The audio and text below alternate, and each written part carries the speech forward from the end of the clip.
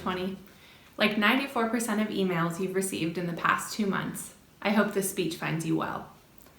In a few weeks, we will graduate from a variety of fine institutions and programs. For me, this time, it'll be with a master's degree.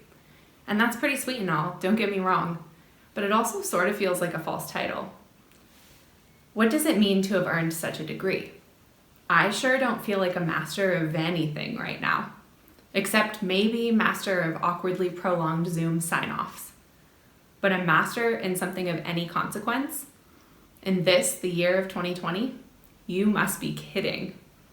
And I'd venture to guess much of the class of 2020 might be towing a similar line of ambivalence too.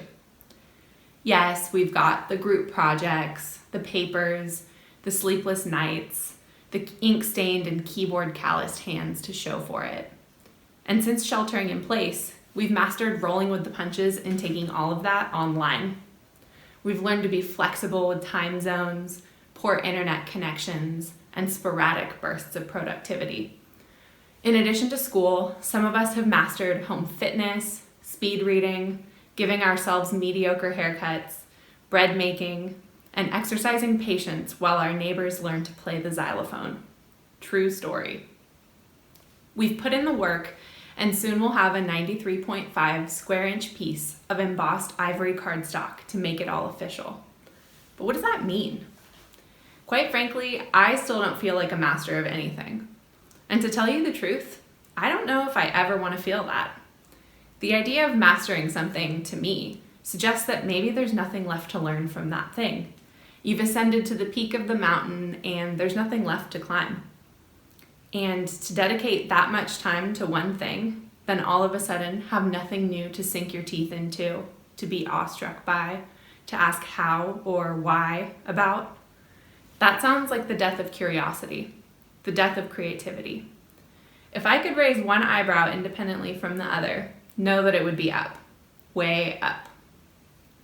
In an interview that I had the unreal pleasure of witnessing, director Melina Matsoukas put it much more succinctly than I just did. She said, "I'm always a student. There's always work to be done. I never want to be coming from a place where I think, oh, I'm a master. I'm definitely not. There's so much work for me to do." President Barack Obama reminded us that there is power in uncertainty in his recent address to high school seniors. He said, "If the world's going to get better, it's going to be up to you." That realization may be kind of intimidating, but I hope it's also inspiring. With all the challenges this country faces right now, nobody can tell you, "No, you're too young to understand," or "This is how it's always been done." Because with so much uncertainty, with everything suddenly up for grabs, this is your generation's world to shape. we're ready. What the class of 2020 has really mastered is asking why. We became masters of calling out bullshit. We became masters of applying this curriculum to try and tackle the massive challenges that have been presented to us, the emerging leaders.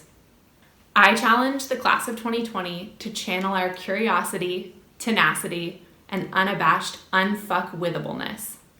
We have our diplomas, but more importantly, we have the ability to master through unmastering. We can solve complex problems by never believing that we already know the answers, and by asking the questions that propel us towards solutions. Lean into that, class of 2020. Be interesting and interested. Break the rules sometimes. Lead with curiosity always. Congratulations, y'all. I think we may just be onto something.